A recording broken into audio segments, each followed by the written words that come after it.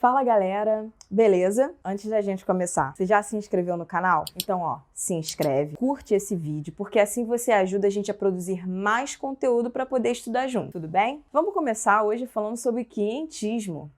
O quientismo é um período literário bastante controverso porque alguns críticos literários não o consideram como o primeiro momento da literatura. E é muito simples entender o motivo disso. Primeira coisa, porque não é produzido por brasileiros, nem para brasileiros, mas é sobre o Brasil recém-descoberto. Só que por que consideram então o quientismo um período literário?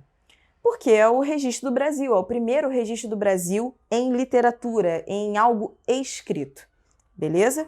Então, passando essa ideia aí dessa contradição, enfim, dessa divisão de opiniões, a gente tem que começar a falar sobre o quientismo lembrando do recorte histórico a que ele pertence. O próprio nome já diz, literatura dos 500, quientismo. O que está acontecendo no Brasil em 1500? A descoberta por parte dos europeus, tá? Então, o que vai marcar esse momento literário vai ser isso, as grandes navegações e o seu resultado, que é a descoberta do Brasil.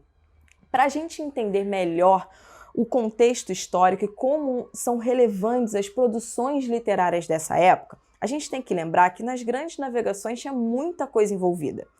Primeiro, a corte portuguesa querendo expandir o seu império de dominação. Segundo, a Igreja Católica querendo conquistar mais fiéis. Terceiro, os comerciantes que queriam explorar mais riquezas.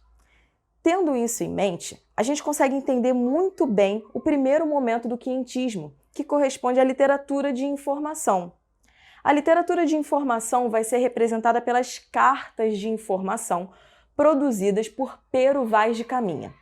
Essas cartas são muito interessantes porque, primeiro, elas têm um teor descritivo. E é fácil de entender isso porque, recém-chegado ao território, ele precisa, através de palavras, montar a imagem desse lugar recém-descoberto. Não só do lugar, mas também das pessoas que aqui viviam, dos nativos.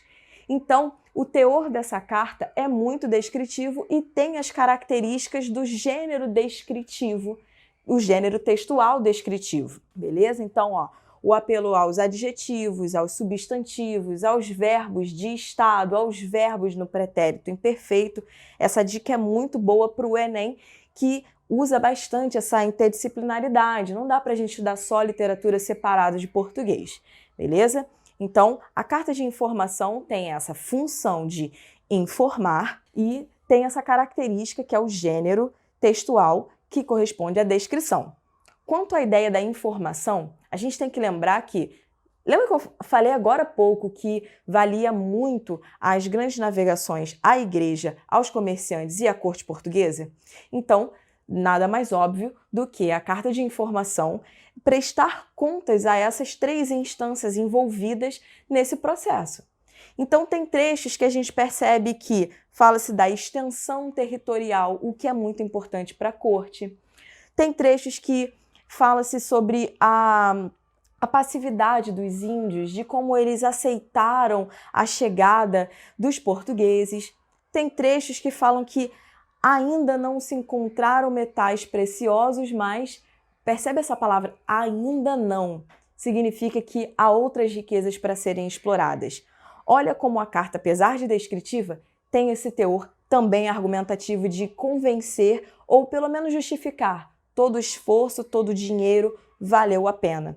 Então, é um documento muito importante que, além de marcar a primeira aparição do Brasil de forma documental, de forma literária, também tem esse valor histórico de representar aí um efeito positivo das grandes navegações e de todo o seu esforço. Beleza? A outra parte da manifestação do quientismo foi a literatura dos jesuítas.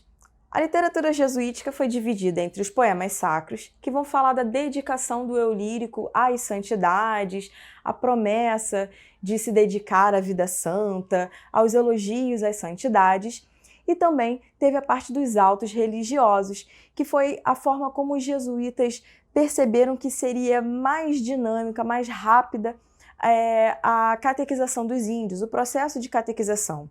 E isso é muito inteligente, por quê?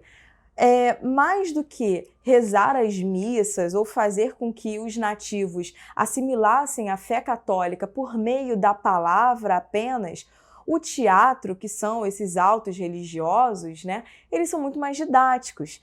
Assim, havia ali uma representação do que seria a fé católica, de como os nativos deveriam assimilar isso, inclusive com a representação de santidades por meio de personagens, de até demônios relacionados à cultura indígena, mostrando essa oposição entre o que seria condenável pela igreja e o que seria a salvação segundo a igreja.